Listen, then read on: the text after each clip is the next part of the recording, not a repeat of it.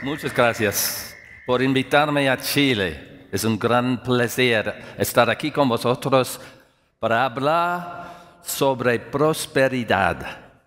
¿Qué es exactamente la prosperidad? Esa es mi pregunta central. Lo siento, no voy a hablar todo el tiempo en español.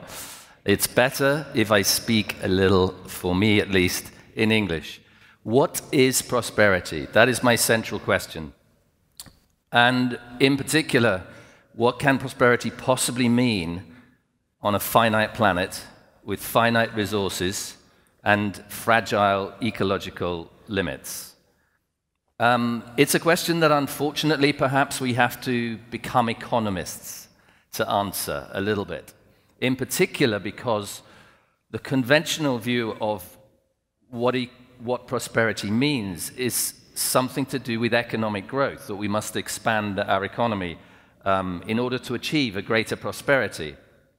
But as some of the economists have recognized, in fact, the person who said this was an economist. Anyone who thinks that exponential growth is possible on a finite planet is either a madman or an economist.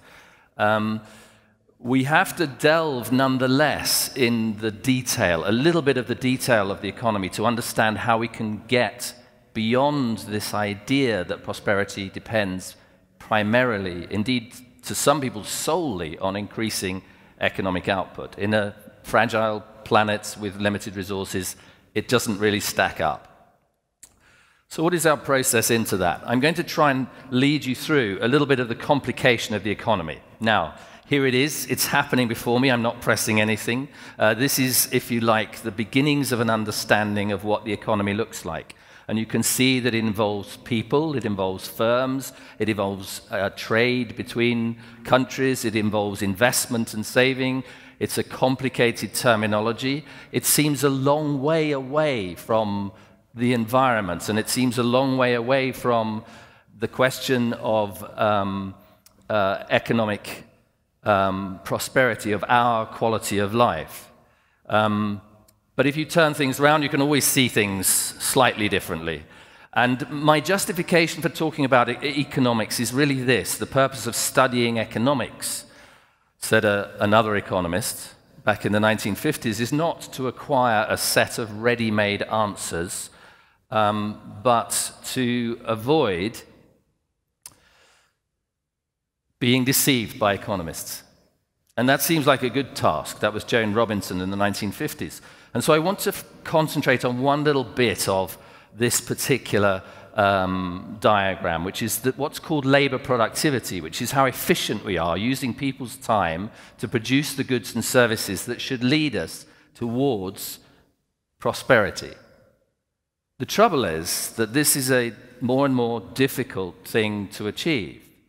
So this is a picture of the labor productivity in my country, and what you can see here is the rise of labor productivity until the mid-1960s, and then its steady decline since the mid-1960s. Many people think that the reason why we're not getting the growth that we would like in the economy at the moment is because of the financial crisis.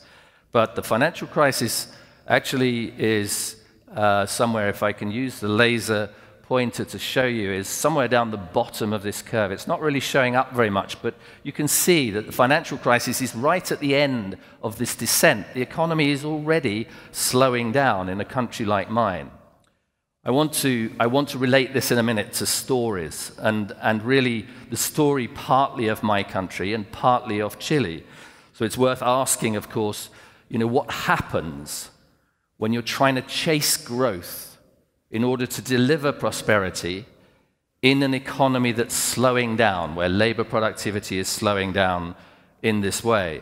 And actually, it's a rather unfortunate story, because as you chase labor productivity and protect the returns to capital and try to make sure that all your asset owners are being paid what they would like to see from the ownership of their assets, you suppress the wages of ordinary people, you withdraw social spending, and you begin to create a horrible inequality. And you do this quite often by, on the way, creating debt.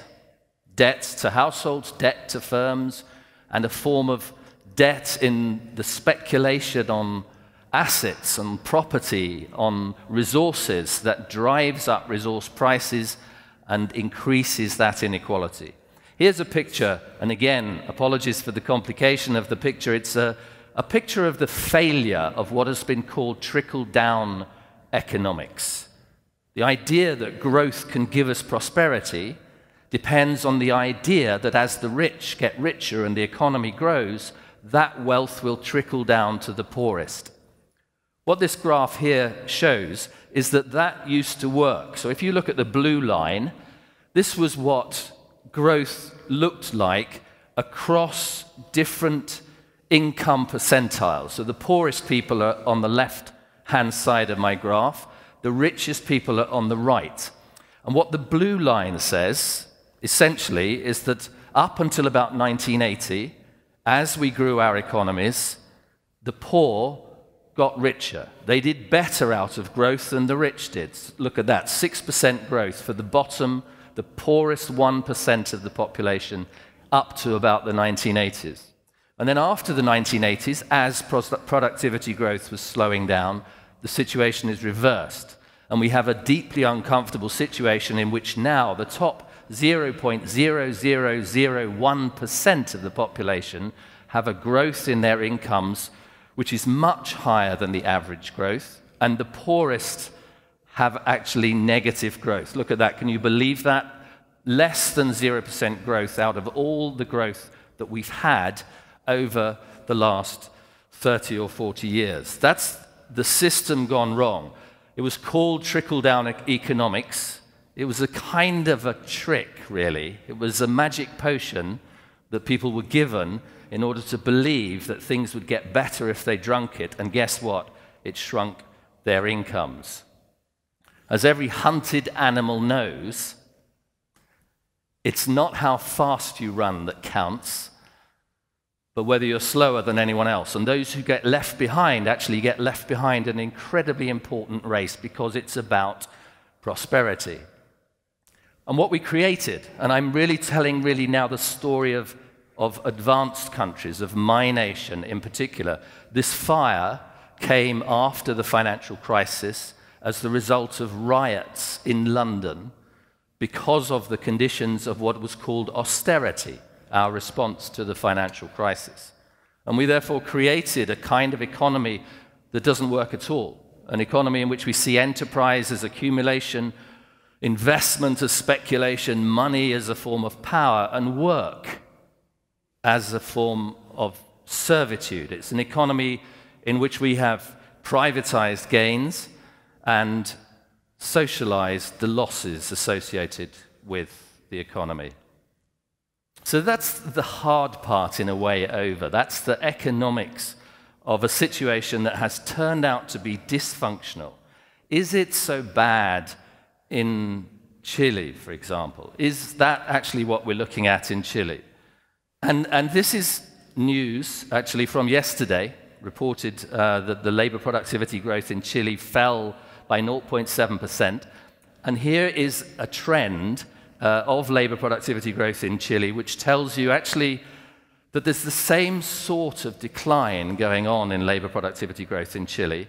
And according to the OECD, el modelo chileno requiere de una actualización para continuar teniendo éxito.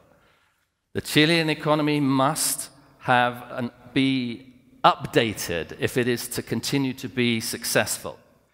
Now, the question that I really want to pose to you is whether that is something we should accept or not. And it may be a difficult question for you to answer, having just seen complicated economic diagrams, the importance of a term like labor productivity, and someone giving you a little bit too much theory at this point in time. But I want to pose to you the possibility, actually, that this slowing down of productivity is not such a bad thing. And how will I do that? I want to, at this point, make it very personal and tell you a little bit about my journey here. A story of someone arriving from this broken economy into a different continent, a different land. It was minus 2 degrees in London, and I arrived, it was 30 degrees in Chile. And I was driven straight to Talca to do a presentation there. And on the way, I was speaking to the taxi driver, and I suddenly received a phone call. Now, growth is not all bad. It has given us some amazing technologies. So I'm able to talk to the carers of my ailing mother in the southwest of England at the same time as I'm being driven to Talca to give a talk about prosperity. And it was a routine conversation about the nature of her care and the state of her life. And I felt I should apologize, though, to the taxi driver because it had interrupted our conversation. So I explained that this was my 86-year-old mother and that I had to take care of some issues regarding her health. And he said, 86, she's just a youngster. My mother's 94. She lives in the countryside in Chile, and she's doing very well, thank you. She has a wonderful life and enjoys her family. And I was reminded, actually, that's exactly the point about this comparison between prosperity and economic growth. So if I can explain to you, that story sits exactly on this graph. So here is Chile. Life expectancy is over 80, with an average income of, it's a little bit higher now, but this is ancient dollars, of around $10,000 to $15,000. Here is my country, if we can see it, the UK, yep, and here is the USA. So much higher income levels, but not such a high life expectancy. So that's a little bit perverse, isn't it, don't you think? If growth, income is supposed to give us prosperity, and yet actually people have longer, happier, healthier lives in Chile than they do in my country or in advanced nations. So that's a point actually where we may be asking, is this decline in labor productivity such a bad thing?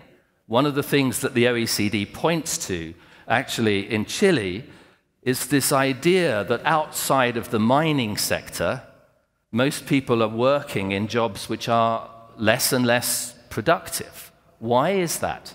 Because they are making artisanal products, for example, which take a lot of time to make them, or because they're working in the care sector, where actually what matters is the time that we give to each other as carers, or because they're in education, where they're taking the trouble actually to serve the needs of a younger generation and to lead them towards a future. Another very important reason why a declining labor productivity growth may not be such a bad thing, and it's to do with employment.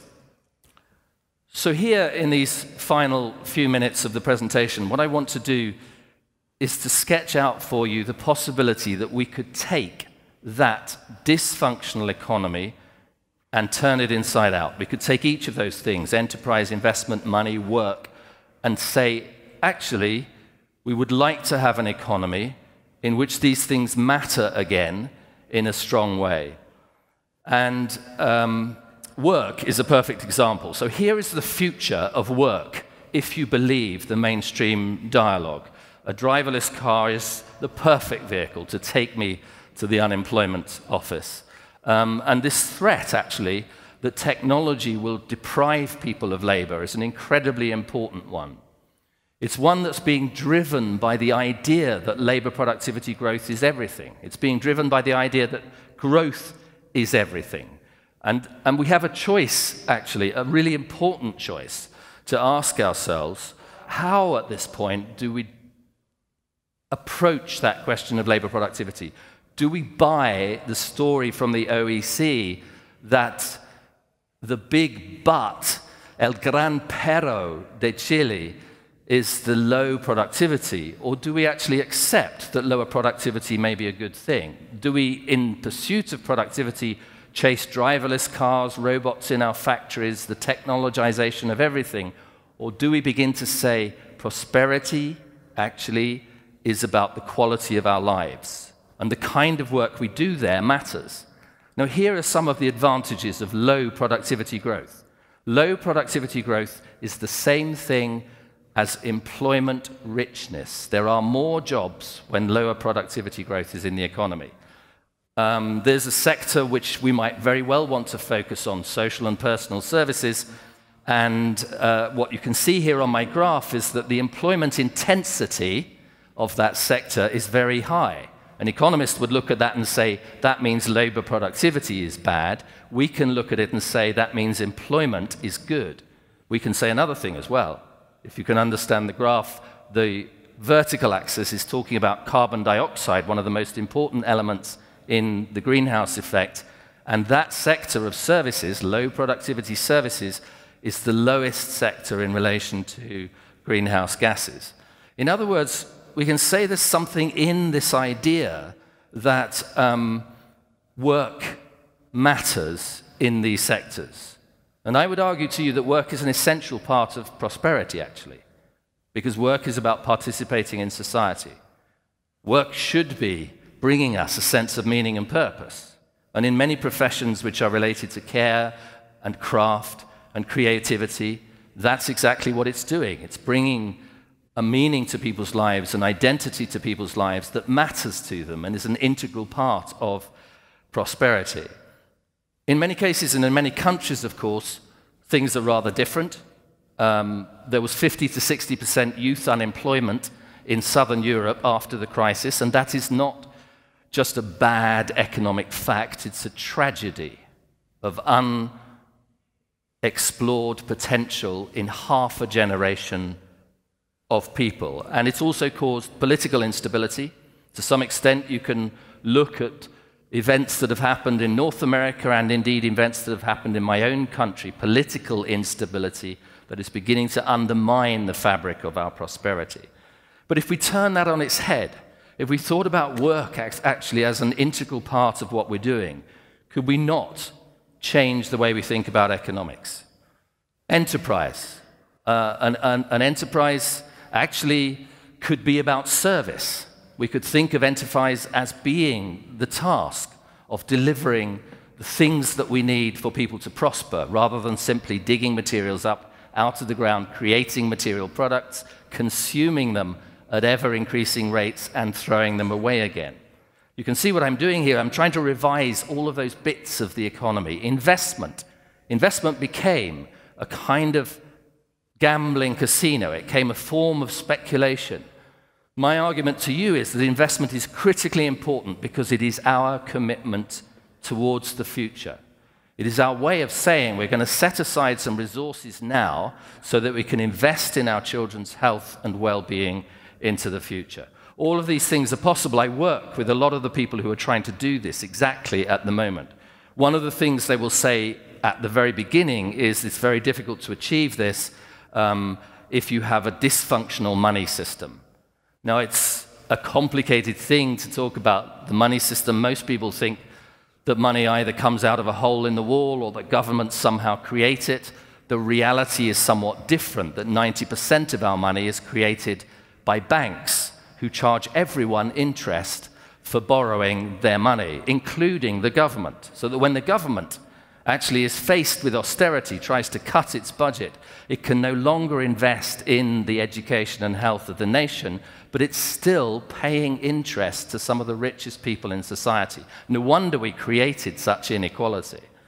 So where am I going with this? I'm trying to suggest that we can build, instead of this dysfunctional economy, an economy that works for everyone, an economy of care and craft and creativity. An economy in which it's possible to answer that question about prosperity in a different way. And if you think this is just Tim Jackson, a radical economist from another country, coming late in the day, just take a look at this little quote. Because this is the quote from a man who first devised economic theory, John Stuart Mill. I'm not charmed with this life, where the normal state of human beings is that of struggling to get on, trampling, crushing, elbowing. The best state of human nature, said John Stuart Mill, is one in which, while no one is poor, no one desires to be richer, nor has any reason to fear being thrust back by this competitive struggle all the time. A different sense of prosperity. Now, if John Stuart Mill had said, this is the most likely state of human nature, you would have said, no, sorry, mate, you don't understand human nature that well. But he didn't. He said, actually, this is the best state of human nature. Economics, as it is, encourages us to be selfish, novelty-seeking hedonists. But that's not human nature either. Actually, we care as much about other people as we do about ourselves. We care much about tradition as we do about novelty. And that's a very different way of thinking about economics. It's a different way of thinking about prosperity. It's the idea, in fact, that prosperity is something that is about people. It's about life. It's about well-being. It's about our sense of living within limits, but doing so in a way that includes each other. It's about having meaning and purpose in life. Prosperity, at the end of the day, transcends those material concerns, and it's about the quality of our being. The story of me coming to Chile and having that conversation with the taxi driver and understanding that life expectancy matters and understanding that there are reasons why an economy can either choose to deliver that or run away from it, chasing productivity. That's the story that I want to leave you with. The idea that Chile, in some sense, at this point in time, sits at a kind of sweet spot where development has achieved this fantastic life expectancy and reduced inequality in some places and improved quality of life, and has a choice to make, whether it follows the neoliberal hyper-capitalism that's going to destroy the planet and make us more unequal, or settle on a vision of prosperity that works. Our ability to flourish as human beings on a finite planet. Thank you very much.